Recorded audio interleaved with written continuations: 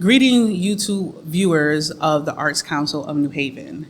My name is Amber, the tax lady of Whitehead Tax and Financial Services, where my mission is to teach you, the entrepreneur, how to maximize your tax deductions by using everyday expenses to lower your tax liability.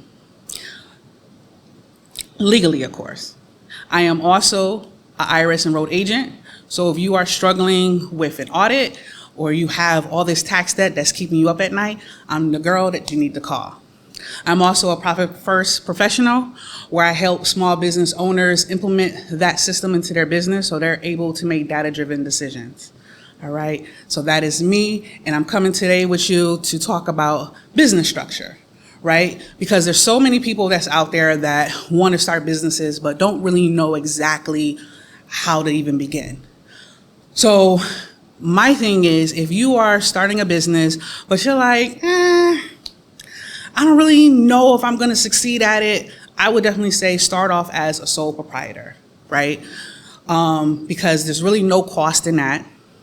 But also, when you get your sole proprietor, make sure that you get your EIN number. Your EIN number is very important, right? It helps you start establishing business credit. It's no different than when you have your personal credit, right? So as you know, with personal credit, the longer history that you have with credit, the more, especially if it's good, the more opportunities that lenders are going to give you money. Now, same thing for business credit. If you have an EIN number out there that's establishing itself, then you put yourself in a position to start obtaining business credit. I'm not the business credit expert, but I just want to let you know the purpose of doing that, all right? Number two, when you become a sole proprietor, maybe, the other reason why you want the EIN number is that when you start generating income in your business, sometimes there's going to be other businesses that are going to want to request a W-9 from you. So that way they can issue you a 1099 at the end of the year. What you don't want to happen is have your social security number on that W-9 because it's free game. So your EIN number is almost like a substitute as a social security number, but it's for your business. So it's basically a social security number for your business. All right. So that's definitely a good practice to have. And when you register your EIN number on the IRS website, you are able to select that you are a sole proprietor. Please do not pay to get your EIN number. It is free. So make sure you are going directly to the IRS website when you are applying for your EIN number, all right? Now, some people may want, well, I still kind of want a name for my business. Well, instead of doing the LLC route, maybe you want to just do a doing business as a DBA. And that has to be done with your town. So whatever town that you live in, you must go down to that town hall and inquire about the process that you need in order to get your DBA. So that way you can have whatever name that you want for your business.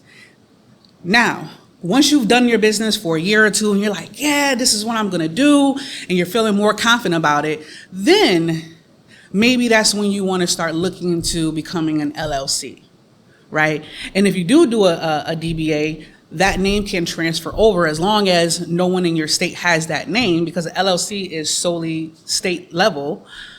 So you have to just make sure that that name is not used. So if you are going to do a DBA, maybe you want to go to your Secretary of State.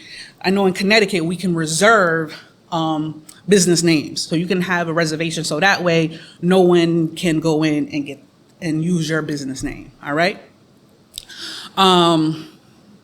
So now you're like, yes, I'm doing this business, and now you want to start the LLC. The reason why I'm saying not to start it from the beginning is because when you are a new business owner, you are already in a position where you already have a bunch of expenses going out with hardly any income coming in. So why add extra expenses that you don't necessarily need right now? In the state of Connecticut, it costs $120 to establish an LLC.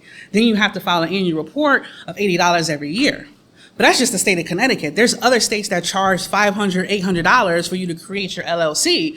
So do you really want to invest in that expense when you're not even sure if you want to do your business or not? So, but sometimes depending on the industry that you are in the state that you live in, you may have to get an LLC, right? It's just a requirement by the state. So you also want to, before you even start your business, just make sure that you are filing state guidelines as far as whatever industry that you may be in. All right. I don't know of any reasons if you are a creative, an artist, where you would have to do an LLC for the state of Connecticut. It's more for like lawyers, doctors, those type of professionals where they may have to require them to do an LLC. All right. So with that, there are two types of LLCs that I want you to be familiar with. You have a single member LLC and you have a multi-member LLC. I'm going to talk on the single member first, right? So a single member LLC is meaning that you are the only owner of that business, right?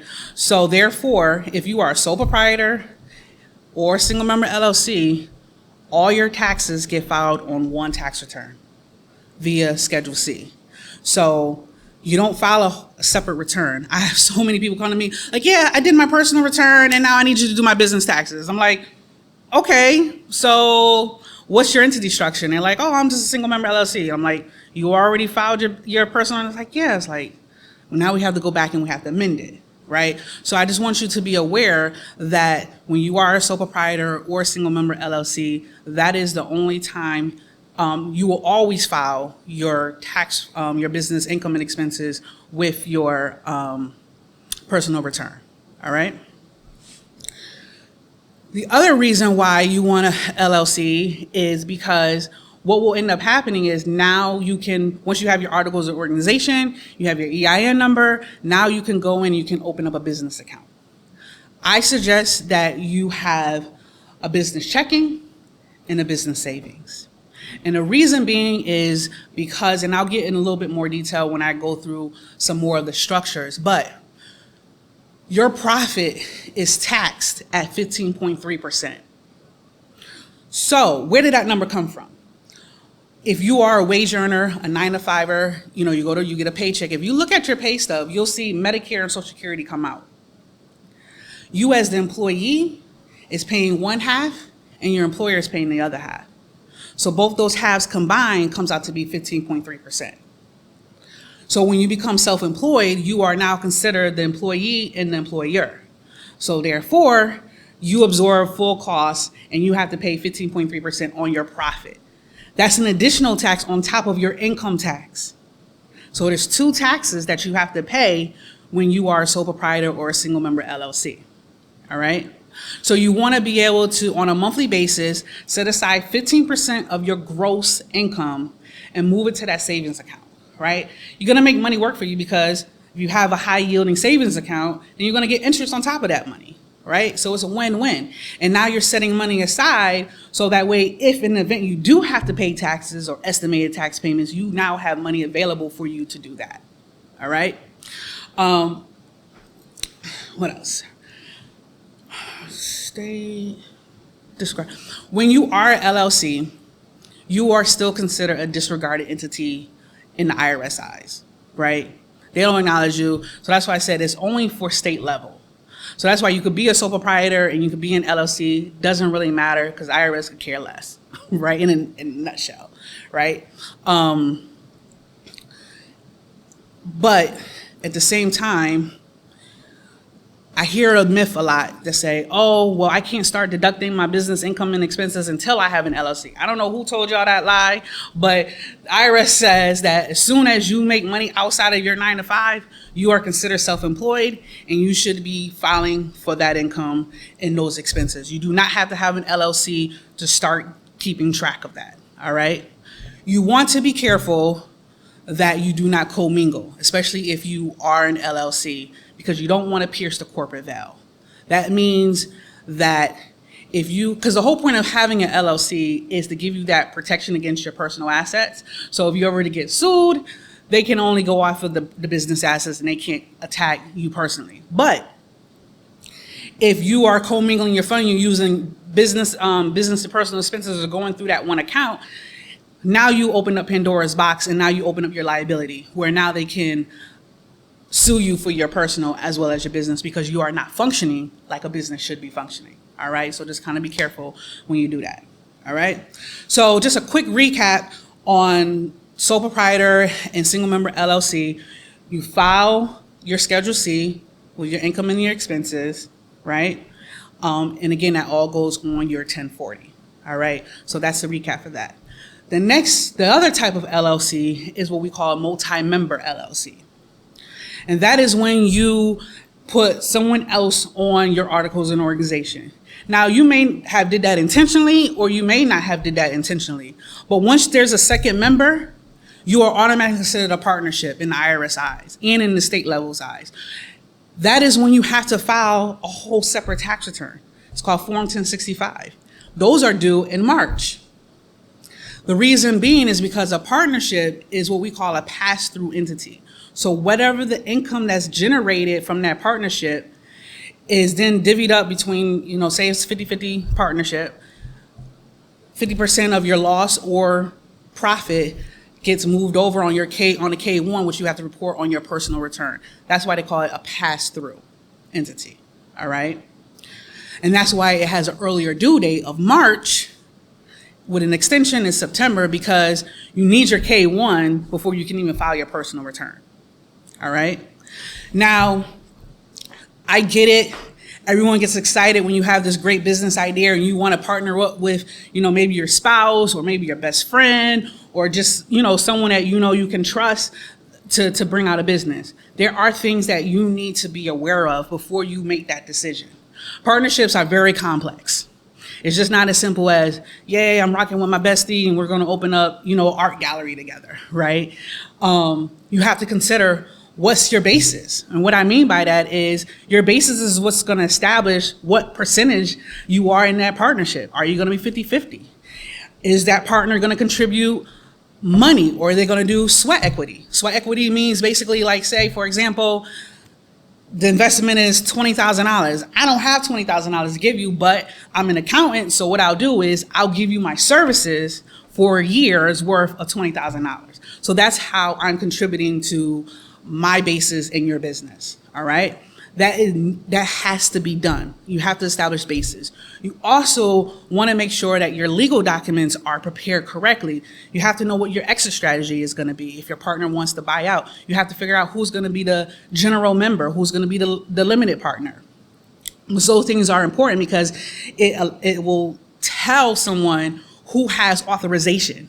If you don't have the partner set up the right way, we just came off of, the SBA loans and the PPP loans. If your partner signed off on that and you didn't know about it and then they leave, you're still on the hook for that, right? So you don't want to do things without making sure that you have legal. And that's the most important thing. You need to get a lawyer involved with setting up your papers the correct way. Also, tax-wise, the partnership is the one that has the income and the expenses, not you. So when you're a sole proprietor or a single member LLC, you're able to deduct your mileage, your home office, you're winning and all of that stuff, right? But when you become a partnership, you don't have that availability anymore, because unless the partnership has a car in the company's name, then yeah. So what you would need to make sure that your lawyer drafts up is a UPE agreement, an unreimbursed partnership expense. So that way, now when you file your personal return, you can kind of take some of those personal deductions that you were using for your, you were using your car and things of that nature. A lot of people don't realize that. Another thing I want to point out, hot tip, is if you are married and you and your spouse want to start a business, you do not have to create an LLC. As soon as you create that LLC, again, like I said, you are automatically a partnership. What you could create is a QJV, a qualified joint venture. That allows you and your spouse to go into business together and make money. You just have to file 2 separate Schedule Cs. So just say, for example, you all, the net profit was, 30 grand. So your spouse will file one Schedule C for 15 grand. And then your other spouse will file the other Schedule C for 15 grand. It's all the same money, but you just have to do 2 Schedule Cs when you are a QJV. All right. So that is one way to do it. I find a lot of married couples are not aware that they can do things like that. All right. But once you add that LLC, you cannot be a QJV. QJV unless you dissolve, the LLC. All right. So now that we talk about single member LLC and then multi-member LLC, the next step, if you are a single member LLC and you are finding that your income in your business is growing significantly or just growing over time, because I've mentioned earlier, you get taxed twice, you may want to look at what we call the Escort. Having your LLC elect to be in S-Corp status. Now, I know if you on social media, you probably see all the memes. Oh, don't be an LLC, be an S-Corp or whatever, so you can save self-employment tax. Yes, that's exactly what an S-Corp is supposed to do. But there's a time and place for everything, right? Don't get caught up in what's being mentioned on social media. Do your research and find out. Because yes, you will avoid self-employment tax, but let's break it down this way. Say you have a profit of $10,000. Self-employment tax is roughly going to be about $1,500, all right? When you are an S-Corp, you now have to file a separate return. This is when you have the actual business tax return, all right? So on a minimum, depending on which tax account you're going to go to, that's at least going to cost you $1,500 to do your personal and your S-Corp return. All right? So we're break even right now, but you have to put yourself on payroll, which now you have to pay payroll taxes, which is self-employment tax because that's Medicare and Social Security taxes, right? So it's the same thing basically almost. Now you have to put yourself, you should have, when you put yourself on payroll, hopefully you're doing it legit and you hired a payroll company, that's an expense. Now we're in the negative. Now you got to do your books. You got to hire a bookkeeper unless you're going to do the books yourself. Right? So there's a lot of different fees that are going to happen when you take that stance of wanting to be an Escort. So what point does it make is you pay in the whole entire year $3,000 to save $1,500. Doesn't make any sense, right? So that's why there's a time and place for everything. This is going to be very controversial because there's a lot of tax accounts that say, hey, be an Escort right from the beginning. Or when your profit is 30 grand or when it's 50 grand. My stance is I like to look at the situation when you are profiting 70 grand or more. Profit, not gross. After we write off all your expenses, what is your bottom line? If it's at 70 grand or more, then we need to have that discussion to say, is this the right way for you to go? Because we want to look at all the factors, all the extra expenses that you're going to have to pay. Now you have to, if you're in the state of Connecticut, you have to pay Connecticut corp tax. That's 7%. So you got to factor all that into it, right? So you want to save money, all right? Be careful if you do come in contact with an accountant, and I know probably somebody gonna be mad at me if I say this, but it is what it is. But because remember I told you have to file 2 returns. They can make more money off of you now. So if they're like, do it, and rushing you to do that, get another opinion from someone else and see if that's really the right way to go. All right? So that's about S-Corps. Now,